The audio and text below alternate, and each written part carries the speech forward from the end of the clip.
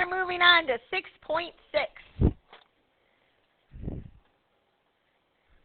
And this is called function operations. So the one thing I want to point out is when we talk about functions,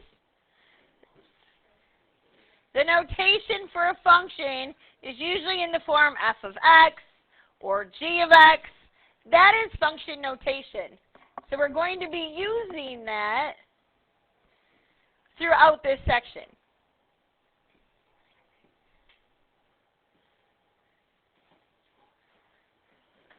The other thing that it's important that we talk about before we get into this section is finding domain and range. Okay? And I know we did it at the beginning of the year. We visited it along the way, but we've got to get back into domain and range. So I want to start by talking about how to find domain. If you are trying to determine your domain, there are two questions you have to ask yourself. Question number one, is there an x in the denominator?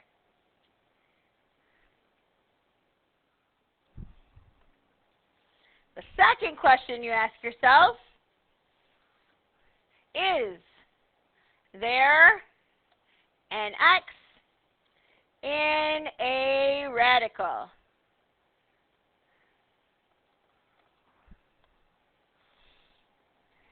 If your answer to both of those is no, then the domain goes from negative infinity to positive infinity.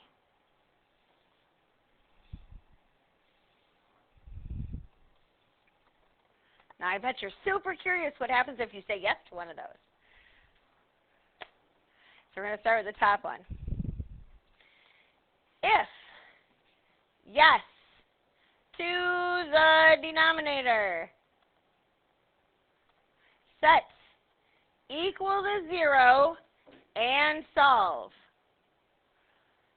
This is where it cannot exist. So, for example, let's say you get a function, f of x equals 3 over x minus 1. And I want to know what the domain is. First of all, is there an x in the denominator? Yes. So we take the denominator, set it equal to 0, and solve it. I add 1 over, I get x equals 1. This is actually where x cannot exist.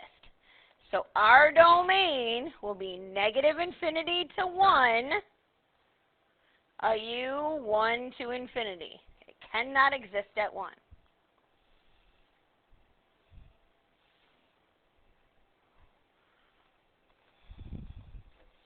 Question on that part? Okay? If yes to the radical, set inside greater than or equal to 0 and solve.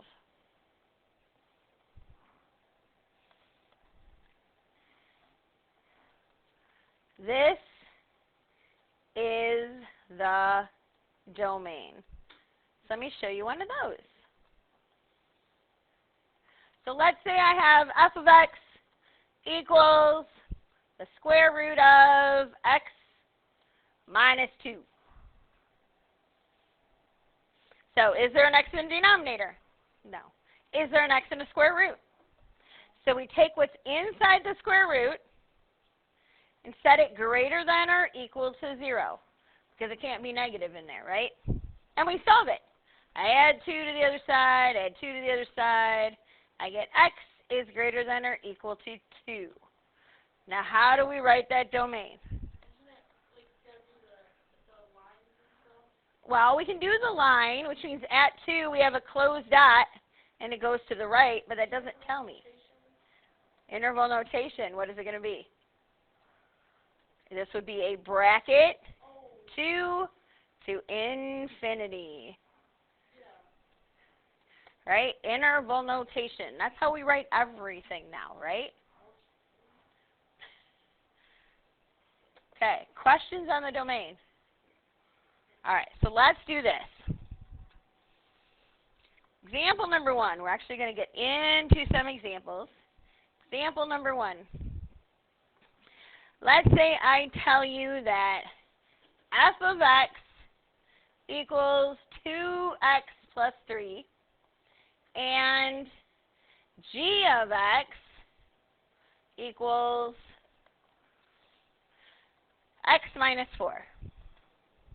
Okay. Find the operation and state the domain. All right, so the first operation we're going to do is I'm going to tell you we want f plus g of x. So that's literally what we want to do. We want to take the f function, which is 2x plus 3, and add the g function, which is x minus 4. So go ahead and collect like terms, right? 2x plus x is 3x. 3 plus negative 4 is negative 1. So that is our operation. We've added them together. Everybody okay there? Now to find the domain. Is there an x in the denominator? Is there an x in a square root? So then our domain is automatically negative infinity to positive infinity.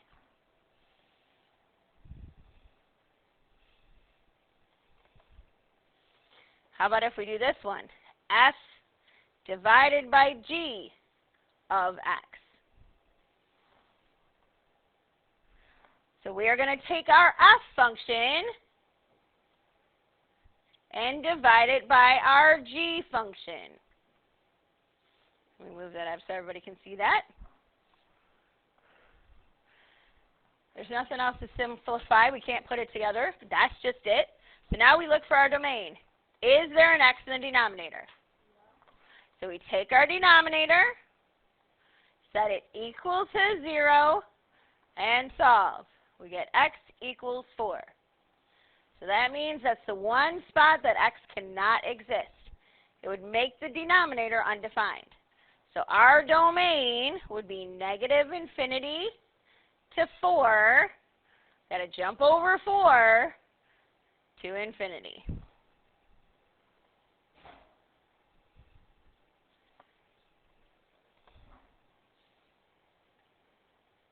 All right. So when I say add them, you literally are just adding them. If we're dividing them, you're just dividing them. So if I said to subtract them, we would just subtract them. So let's do another one. Let's say, for example, number 2. And this is what you are doing for 9 through, I guess, 18, because you're doing multiples of 3 today. All right. Let's say f of x equals 3x plus 5, and g of x equals x minus 7. Let's do f minus g of x. So first I'm going to take my f, which is 3x plus 5. I'm going to subtract my g, but here's the trick. We're subtracting the whole g. So I have to subtract g and put it in parentheses. Because what do I have to do with that negative that's in front? Distribute. Thank you. So this is 3x plus 5 minus x plus 7. Now we can go ahead and collect like terms. 3x and negative x is 2x. 5 and 7 is 12. What is my domain for this one? Good. Negative infinity to infinity. Right? There is no x in the denominator, and there is no x in a square root. Okay? how about if I do g minus f of x?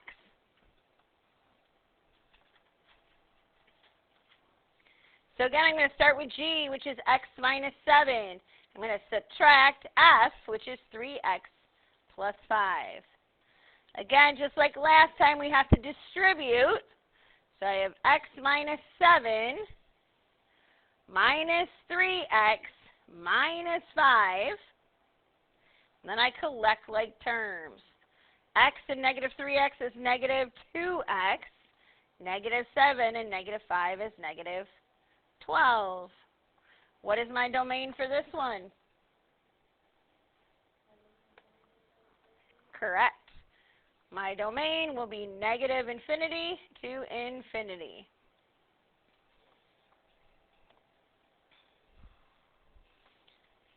Questions so far? Okay. Do example number 3.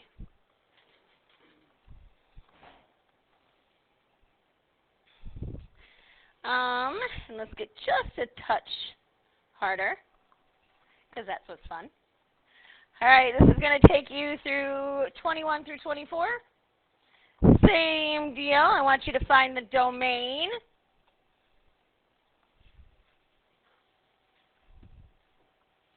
All right, I'm going to start with f of x equals x minus 7, and g of x equals the square root of x minus 5.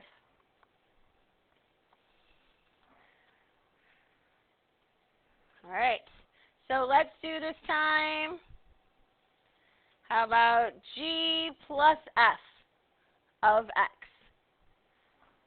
So we take our g, which is the square root of x minus 5, and add our f, x minus 7. Are there any like terms there that I can combine together? All right, do we have an x in the denominator? Do we have an x in a square root? So we take what's inside the square root, set it greater than or equal to 0. I'm going to add 5 to the other side, so I get x is greater than or equal to 5. If you think about it on a number line, I have a closed out at 5 and it goes to the right. So my domain is a bracket 5 to infinity.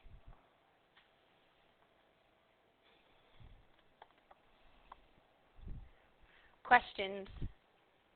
Questions, questions? No questions? We're good? Okay. So then other than adding, subtracting, multiplying, dividing, there's one more operation that's going to be new to you. Are we ready? It's a fun one. It's called composite.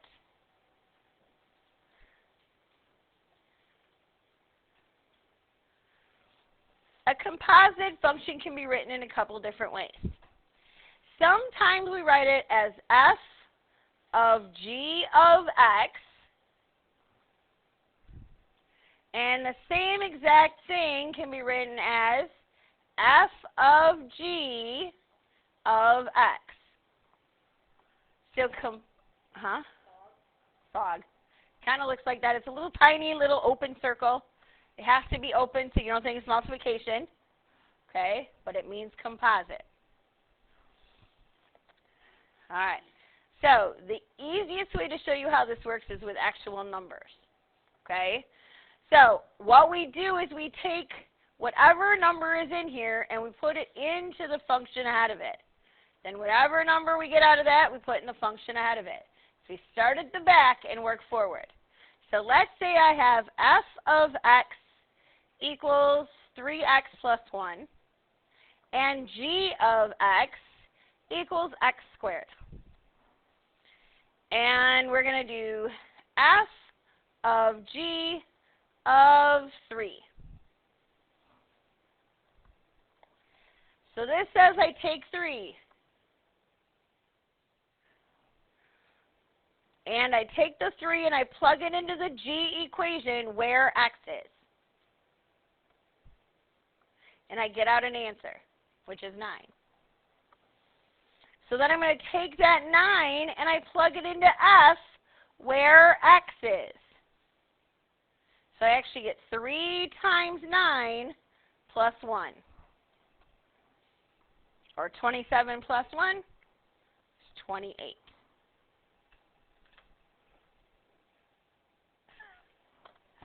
So we always start at the back and work forward. Okay? Same thing as if I said, if I have g of f of -1. This says I take -1, I plug it into f. So if I put -1 in here for f, I get 3 times -1 plus 1. -3 plus 1 is -2. Everybody agree with that? So then I'm going to take -2 and plug it into g, where x is. So I get a total of 4. Okay? Okay. So here we go with example number 4, right? I'm on 4? Example 4. This is going to be 27 through 33. All right. And let's start by saying that g of x equals 2x plus 1, and h of x equals x minus 2. All right, let's start off with g of h of 3.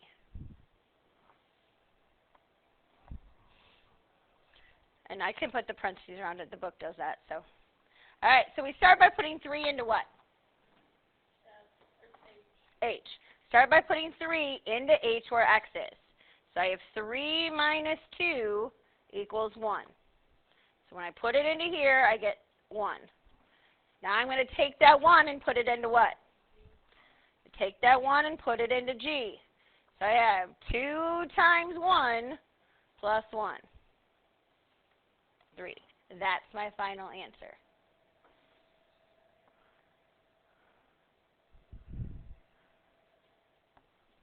Let's do another one. What if I said I had g of 2? So this says I'm going to take 2 and plug it into g. So I have 2 times 2 plus 1, which is 5. So I get 5 for my first answer. But then I have to plug it into g again. When I plug it into g, I get 2 times 5 plus 1, or 11.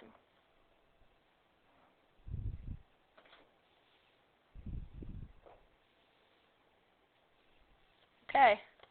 All right, let's make it a little bit trickier. Let's do h of g of a. So now I'm going to take a and plug it into g. So I'm going to plug a right here. So I get 2a plus 1. That's my answer for plugging it into g. Now I'm going to take this whole thing and I've got to plug it into h. So I have 2a plus 1, and then my h value was x minus 2. So this is my x minus 2. So I have 2a plus 1 minus 2, or 2a minus 1. Okay. So first we took a and plugged it into g. Were you okay with that one? Okay. So right here, it's kind of hard when it's top, right at the very top, right here. So I'm taking a and I'm putting it into my g equation. So right here I have 2 times a plus 1. Okay? That's my answer I get. Now I have to take that, plug it into my h, where the x is. And that's what I did here. And then I just simplified. Okay? Better? Any other questions? That was such a good one, Ben. Thank you. Other questions? All right. Well, let me do one last example, and then I'll be done. Or you guys think you're good? You guys think you're good? We have no questions? The next section after this, the 33 to 42, is exactly the same. Okay. All right, let's go for it.